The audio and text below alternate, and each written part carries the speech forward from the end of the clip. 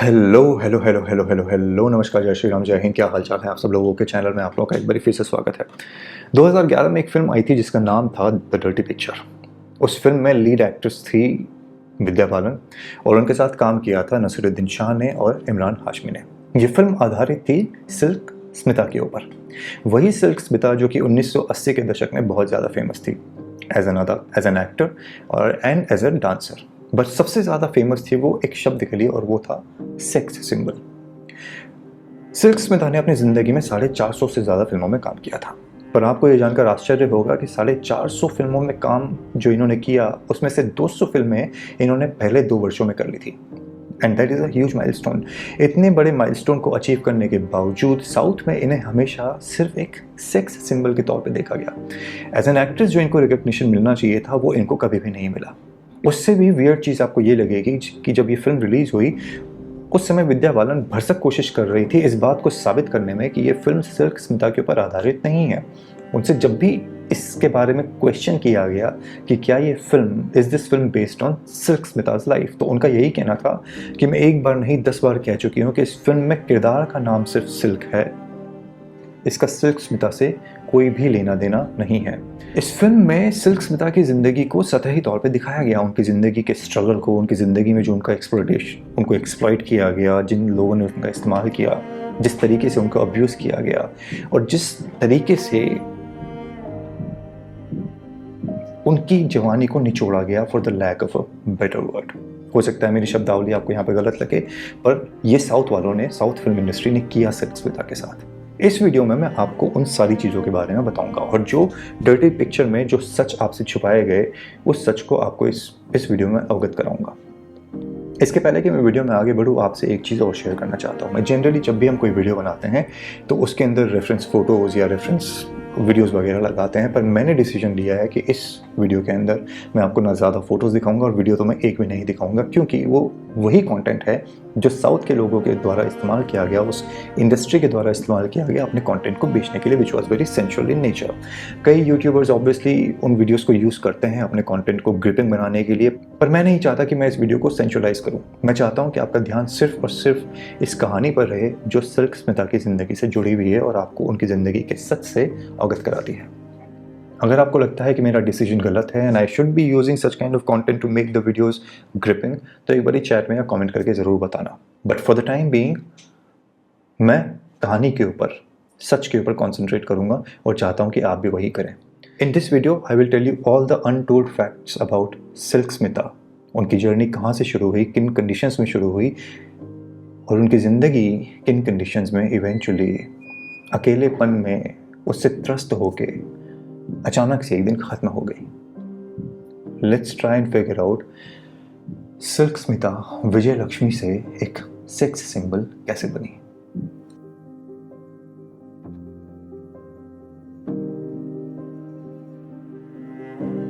गरीबी और स्ट्रगल, ये वो 2 शब्द हैं जो किसी को भी तोड़ सकते हैं और ये वो 2 शब्द हैं जो विजय लक्ष्मी की ज़िंदगी में बचपन से ही अपनी जकड़ जो है मजबूत तरीके से बनाए हुए थे। परिवार के पास बिल्कुल भी पैसा नहीं था, खाने के लाले होते थे और यही वो वजह है कि चौथी क्लास के बाद इन्हें स्कूल से बाहर निकाल लिया जाता है, क्योंकि स्कूल में फ़ीस देने के लिए पैसे नहीं थे। चक्कर यह है कि विजय लक्ष्मी की ज़िंदगी में सिर्फ प्रॉब्लम ये नहीं थी कि स्कूल की फ़ीस नहीं दे पा रहा था परिवार और स्कूल से उन्हें बाहर निकाल लिया था। प्रॉब्लम ये भी थी कि उनका परिवार उनके लिए डरता था। डरता इसलिए था क्योंकि लड़की बड़ी हो रही थी और लड़की देखने में बहुत ज़्यादा सुंदर थी। गली मोहल्ले के जो लड़के हैं वो इन्हें अक्सर टीज़ किया करते थे और परिवार वालों को ये डर था कि कहीं ऐसा कोई दिन ना आ जाए जहाँ पे गली मोहल्ले का कोई लड़का इनके साथ कोई ऐसी हरकत कर दे जिसकी वजह से उनका मुंह काला हो जाए। है ना विचित्र बात कि गलती करे लड़के पर प्रॉब्लम का ठिकरा जो है लड़की के ऊपर, उसके ऊपर फेंका जाता है। एनीवेज, इस समस्या से निकलने के लिए परिवार एक डिसीजन लेता है और वो डिसीजन था कि 14 वर्ष की नादान उम्र में विजय लक्ष्मी की शादी करवा दी जाए।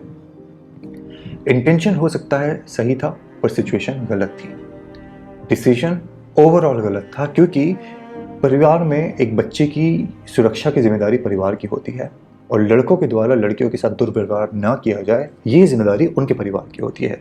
यहाँ पे as a society that particular neighbourhood was failing और उस फेलिंग नेबरहुड की वजह से 14 वर्ष की उम्र में विजय लक्ष्मी की शादी करवा दी जाती है, इस उम्मीद में कि वो जब अपने परिवार के पास पहुंचेंगी, शादी ससुराल पहुंचेंगी, तो वहां पे उनकी ज़िंदगी बेहतर होंगी।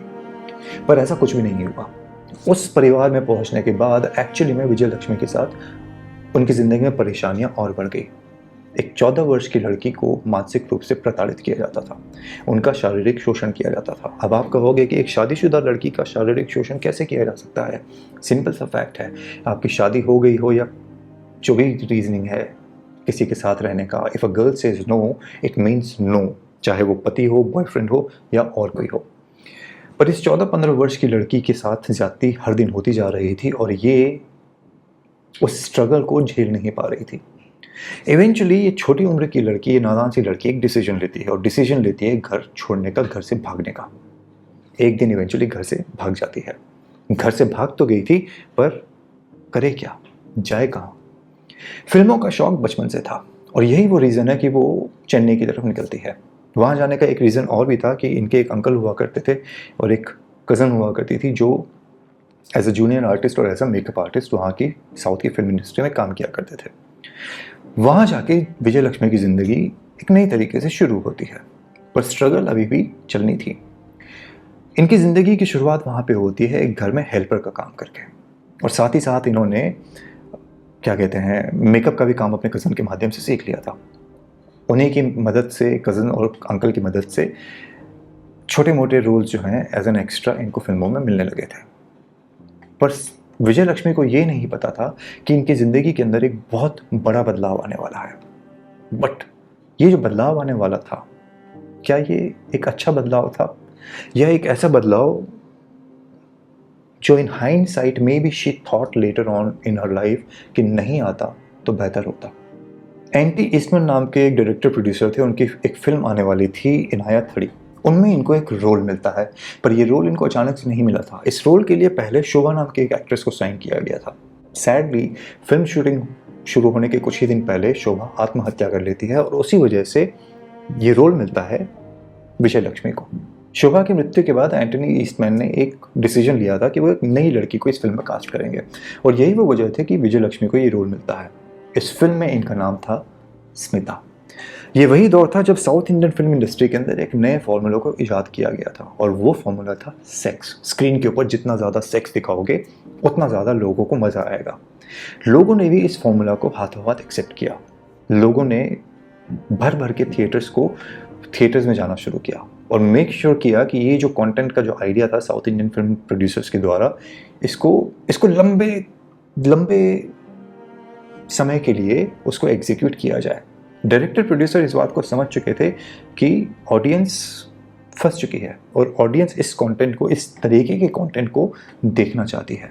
इनाया थड़ी में विजय लक्ष्मी ने जो काम किया उसको एक और डायरेक्टर प्रोड्यूसर ने देखा जिनका नाम था वीना चक्रवर्ती।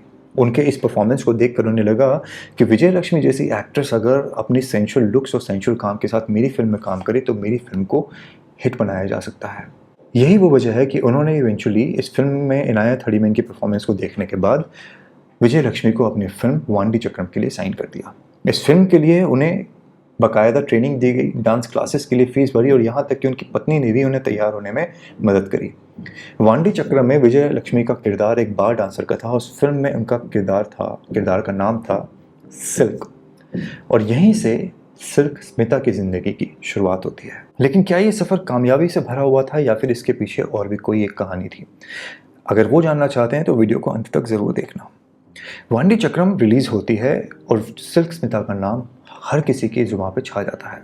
लोगों ने सिल्क स्मिता को देखने के लिए थिएटर्स को भरना शुरू कर दिया था। फिल्म के जो हीरो थे शिव कुमार, उन्होंने भी अच्छा रोल किया था, पर लोगों की जुबान पे सिर्फ एक ही नाम था और वो था सिल्क स्मिता। वो सिर्फ उसको देखना चाहते थे। निर्माता निर्देशक इस बात को समझ चुके थे कि पब्लिक जो थिएटर में जा रही है वो शिव कुमार के अच्छे काम के लिए नहीं, बल्कि सिल्क स्मिता के सेंशुअल परफॉर्मेंस को देखने के लिए जा रही है। हर कोई उन्हें अब साइन करना चाहता था। उनके घर के आगे निर्माता निर्देशकों की बड़ी लंबी लाइन लग चुकी थी। हर कोई चाहता था कि वो सिल्क स्मिता को कास्ट करे, वो सेंशुअल कंटेंट दिखाए, उनके शरीर को प्रदर्शित करे और अपनी फिल्म को हिट कराए। सिल्क स्मिता को कुछ रिसेंट रोल्स भी ऑफर किए गए, पर इन रोल्स के पीछे भी एक ही उद्देश्य होता था कि फिल्म में सिल्क स्मिता को लेने के बाद उनके शरीर को लोगों के सामने for the lack of a better word भी आज थाली में लोगों के सामने उनको प्रस्तुत किया जाए। हालत ये हो गई थी कि अगर किसी फिल्म में सिल्क स्मिता का डांस नंबर आइटम नंबर नहीं होता था तो उस फिल्म की रिलीज को रोक दिया जाता था और उस फिल्म के लिए स्पेशली एक सॉन्ग को रिकॉर्ड किया जाता था, शूट किया जाता था। सिल्क स्मिता के बड़े बड़े पोस्टर्स छापे जाते थे, दीवारों पे लगाए जाते थे ताकि दूर से लोग उन पोस्टर्स को देख सके और उन्हें पता चल जाए कि सिल्क स्मिता इस फिल्म के अंदर दिखने वाली है, एक्टिंग नहीं करने वाली है, दिखने वाली है। आपको ये भी बता दूं कि कई लोग फिल्मों की टिकट सिर्फ इसलिए लेते थे ताकि वो सिल्क स्मिता को डांस करता हुआ देख सकें, और जैसे ही वो गाना ख़त्म होता था लोगों का ये कहना होता था कि चलो डांस देख लिया, अब अगली फिल्म आने का इंतज़ार करेंगे। लोगों के इस मानसिक अवस्था के बारे में हम वीडियो में आगे चर्चा करेंगे, क्योंकि जिस तरीके से सिल्क स्मिता को बदनाम किया जा रहा था, आई थिंक सोसाइटी के ऊपर भी एक क्वेश्चन उठाना ज़रूरी है, which we will do later on in the video.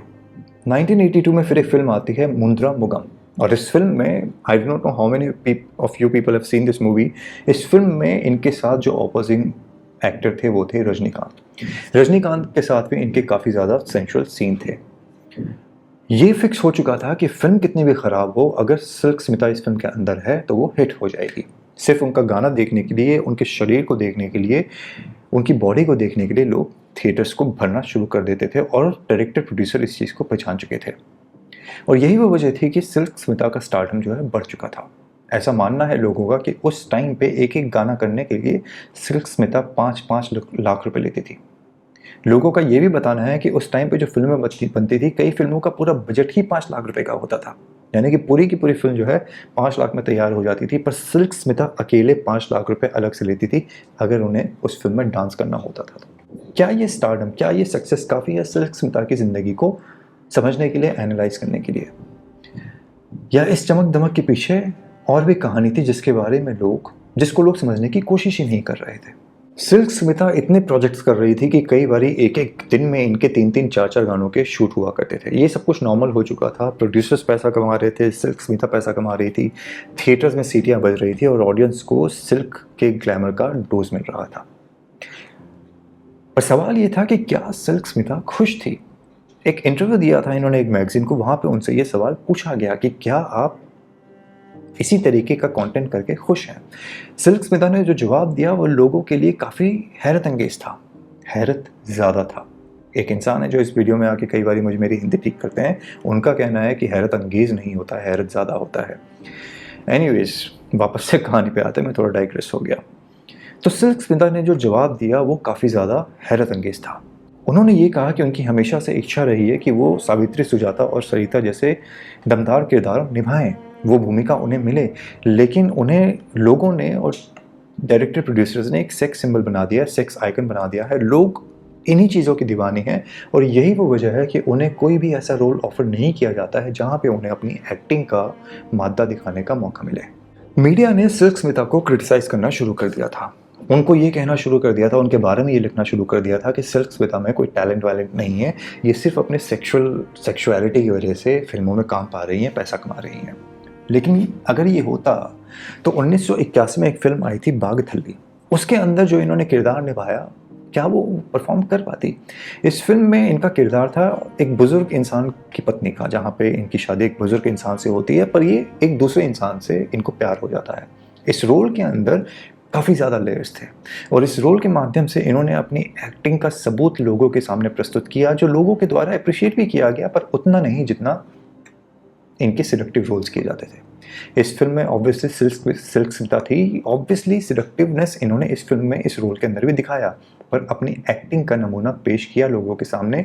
पर लोगों की मानसिकता सिर्फ वहीं तक टिकी हुई थी कि silk Smita the sex symbol है ना। विचित्र सोसाइटी कि लोगों को क्रिटिसाइज भी करती थी, कि सिल्क स्मिता को क्रिटिसाइज कर रही थी कि एक्टिंग नहीं आती, लेकिन जब वो एक्टिंग कर रही थी तब भी लोगों की नज़र उनके चेहरे पे नहीं, चेहरे से आधा फीट नीचे पे टिकी हुई थी। फिर एक फिल्म आई मुंद्रम पिराई। मुंद्रम पिराई को हिंदी में भी बनाया गया रीमेक, उसका सदमा आप लोगों ने देखी होगी। मैंने तो वो फिल्म देखी है, ब्यूटीफुल मूवी। हालांकि कमल हासन से मैं पर्सनली उनको पसंद नहीं करता हूँ, उनके जो विचार हैं भारत और हिंदुओं के प्रति, बट फिर भी वो फिल्म अच्छी थी। श्रीदेवी ने भी अच्छा रोल किया था उसमें, सिल्क स्मिता भी थी।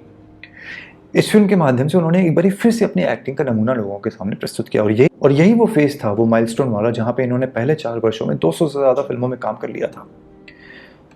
लेकिन अब सिल्क स्मिता के साथ विवाद जुड़ने लगे थे। वो विवाद क्या थे वो बताता हूँ आपको। कई लोगों ने ये कहना शुरू कर दिया था मार्केट में कि सिल्क स्मिता एरोगेंट है, अपने काम को लेके उनमें अहंकार आ गया है, वो अपने सीनियर एक्टर्स की इज्जत नहीं करती हैं। पर ये नेगेटिव इमेज किसके द्वारा क्रिएट करी जा रही थी? एक फिल्म सेट के ऊपर एक इंसिडेंट हुआ था, वो बताता हूँ। शिवाजी गणेशन सेट पे पहुंचते हैं और हर कोई उन्हें देख के रिस्पेक्ट देने के लिए खड़ा हो जाता है। वही रिस्पेक्ट जो अमिताभ बच्चन अपने सेट से मांगते हैं कि कोई भी मुझे मेरे नाम से नहीं पुकारेगा, अमित सर कह के पुकारेगा। एनीवेज, शिवाजी गणेशन को देख के लोग खड़े हो जाते हैं सेट के ऊपर, और एक इंसान क्रॉस्ड लेग अपनी कुर्सी पे बैठ के खड़ा नहीं होता है, और वो थी सिल्क स्मिता।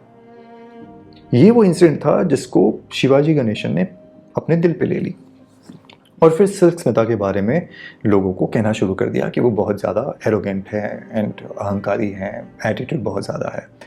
पर सिल्क स्मिता ने आगे जाके एक इंटरव्यू में बताया था, और लोगों ने उसको ज़्यादा उसके बारे में बात भी नहीं करी। उन्होंने ये कहा कि शिवाजी गणेशन जब सेट पे आए तो मुझे पता नहीं था कि वो वहाँ पर आए हैं, and that is the reason why मैं खड़ी नहीं हुई। अगर मुझे पता चलता कि इतना सीनियर इंसान सेट पर है तो ऑब्वियसली मैं खड़ी होती, but she did not know that. उसके पीछे सिल्क स्मिता के बारे में बातें करी जाने लगी, arrogant and all those things. पर ये फैक्ट किसी मीडिया वाले ने ज़्यादा नहीं दिखाया कि सिल्क स्मिता को इस बात की जानकारी ही नहीं थी कि शिवाजी गणेशन सेट पर आए हुए हैं। एक और दिलचस्प किस्सा बताता हूँ मैं आपको, जहाँ पे आपको ये पता चलेगा कि सिल्क स्मिता के बारे में लोग कैसे खेला खेल रहे थे बैकग्राउंड में, जिसके बारे में मीडिया वालों ने ज़्यादा बात करने की कोशिश नहीं करी। प्रोबेबली इसलिए भी क्योंकि शायद वो बिके हुए थे उस टाइम पे। एक पब्लिसिटी टूर होने वाला था जहाँ पे म्यूजिक डायरेक्टर MS विश्वनाथ अपनी फैमिली के साथ और सिल्क स्मिता के साथ जाते हैं सिंगापुर। वहाँ जाते हैं और एक फंक्शन में इन्हें पार्टिसिपेट करना था। सिल्क स्मिता को स्टेज पे जाने से काफ़ी डर लगता था, और स्टेज पे लोगों के सामने लाइव डांस करने में वो बहुत ज़्यादा घबराती थी। और ये बात इन्होंने MS विश्वनाथ को बोली भी थी कि मैं स्टेज पे डांस वांस नहीं कर पाऊंगी। पर MS विश्वनाथ इनको फोर्स करते रहे कि नहीं तुम्हें डांस करना चाहिए। ये इवेंचुअली स्टेज पे जाती हैं, जो बातचीत और जो रिकग्निशन वहाँ पे लेना होता है वो करती हैं, और बिना डांस किए, इवन दो पब्लिक वहाँ पे चिल्ला रही थी डांस डांस डांस, क्योंकि पब्लिक को तो मज़ा लेना था।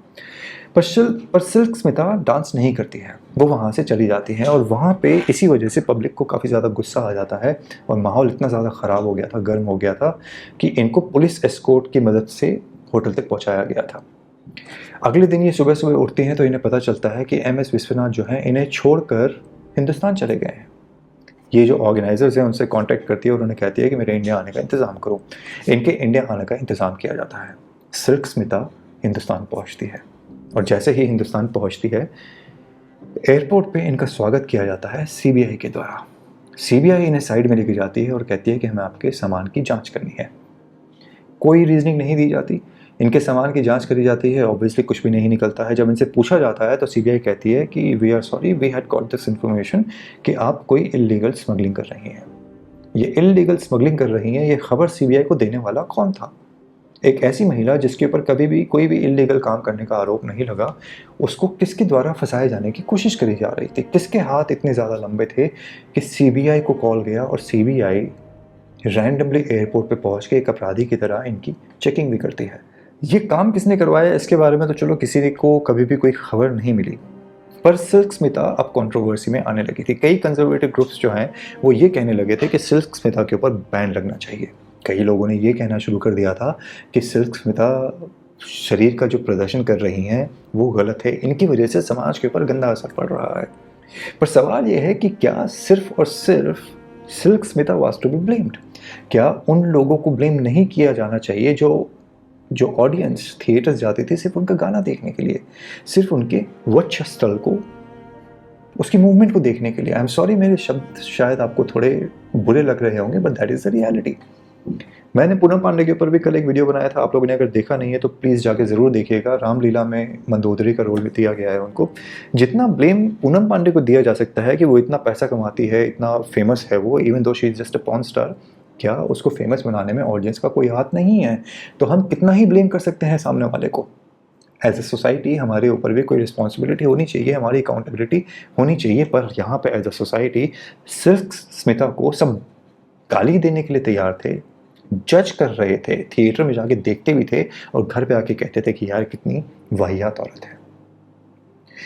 पॉल जजिया करके एक राइटर थे, उन्होंने इसके बारे में लिखा भी और उन्होंने ये भी कहा कि इंडस्ट्री में कई लोग सिल्क स्मिता से इनसिक्योर हो गए थे। ये एक मेल डोमिनेटेड इंडस्ट्री है, आज भी है, उस टाइम तो थी ही थी।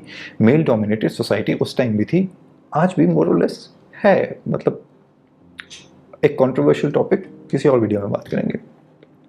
पर उस समय जितने भी मेल एक्टर्स थे उनको सिल्क स्मिता से दिक्कत होने लगी थी और इनकी जो पॉपुलैरिटी उनसे ज़्यादा हो गई थी, उससे ये घबराने लगे थे। उनको ये आइडिया हो गया था कि किसी भी फिल्म में अगर सिल्क स्मिता है तो हमें कोई नहीं देखेगा, थिएटर से निकलने के बाद तारीफ सिल्क स्मिता की ही होगी। और यही वो वजह है कि लोगों ने धीरे धीरे इनसे कन्नी काटना शुरू कर दिया था।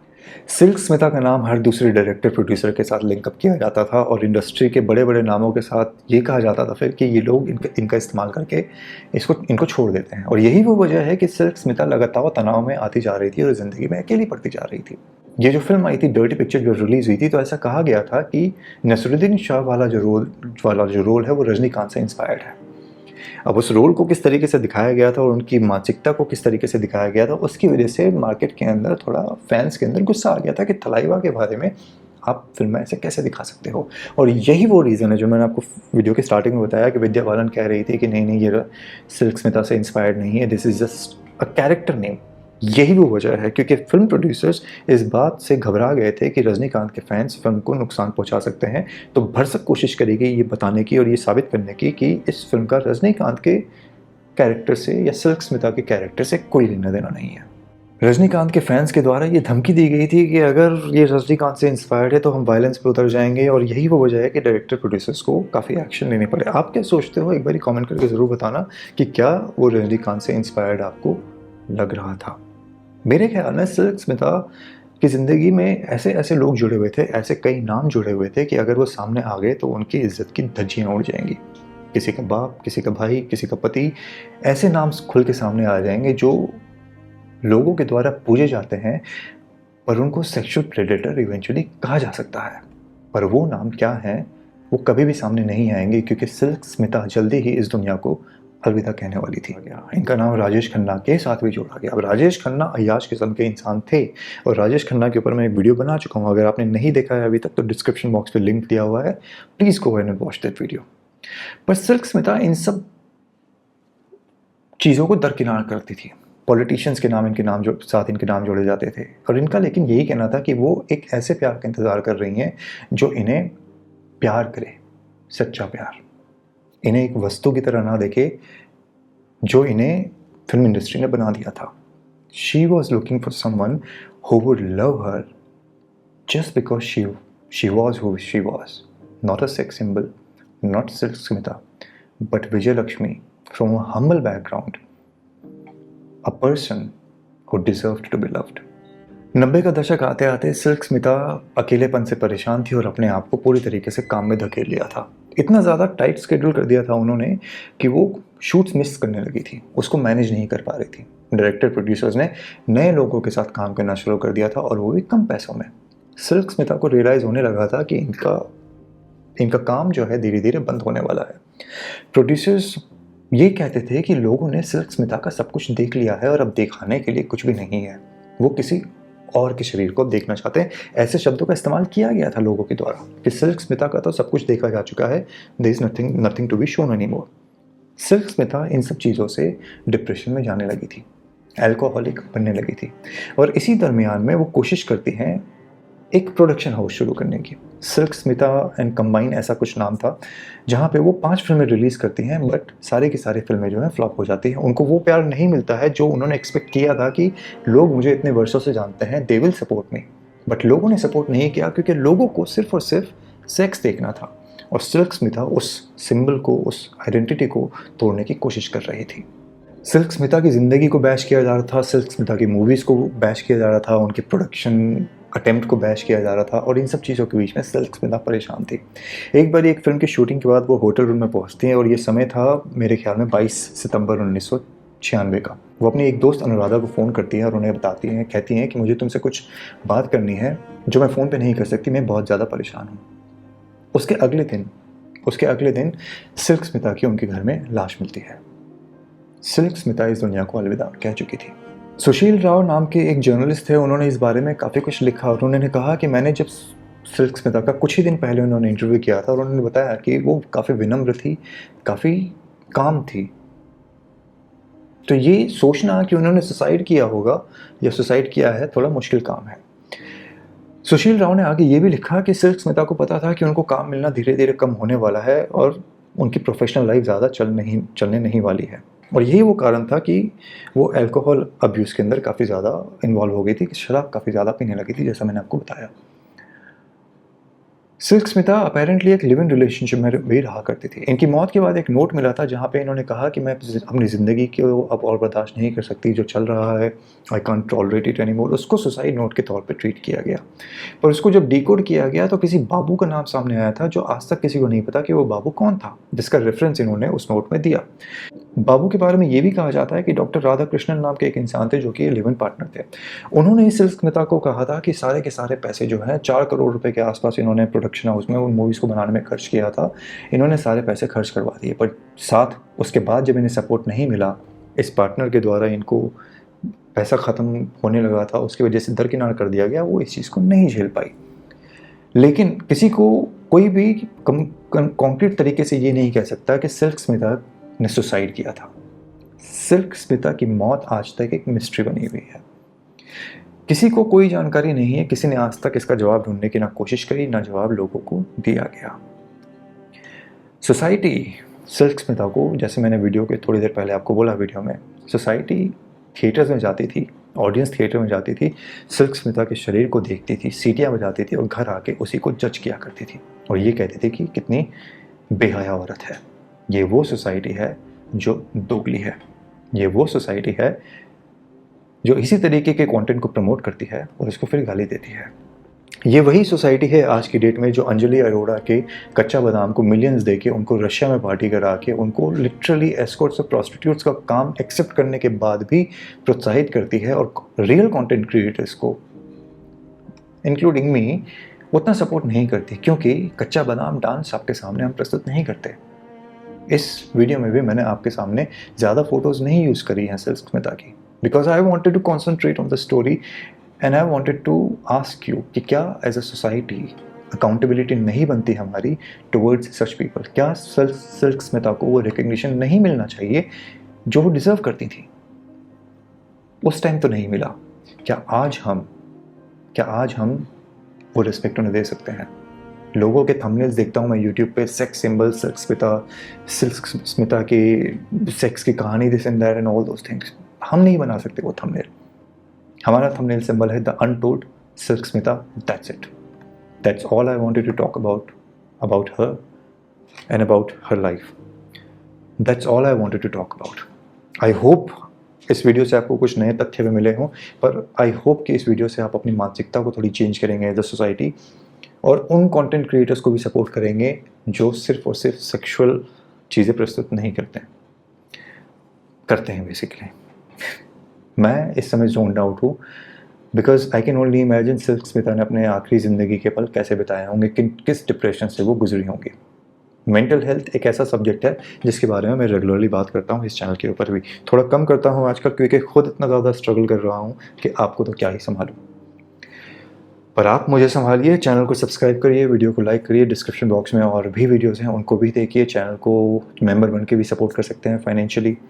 वीडियो ख़त्म होने के बाद अगर वीडियो को लाइक करेंगे तो हाइप का एक ऑप्शन आएगा, हाइप करके वीडियो को आगे पहुंचाने में मदद करें। पहले ही हाइप कर दिया है अगर वीडियो रिलीज़ होते हुए या प्रीमियर देखते हुए, तो बाद में नहीं आएगा। अनलाइक करके लाइक करोगे वो ऑप्शन आ जाएगा। इस वीडियो को यहीं पर समाप्त करता हूँ, लेकिन आज समय देने के लिए धन्यवाद। अगली वीडियो में जल्द मुलाकात होगी। एक बार ही फिर से कह रहा हूँ, बताना मुझे, my call of not using her videos and much of her photos, was it the right call और नॉट? अब वीडियो समाप्त करते हैं। जय श्री राम, हर हर महादेव, ध्यान रखना।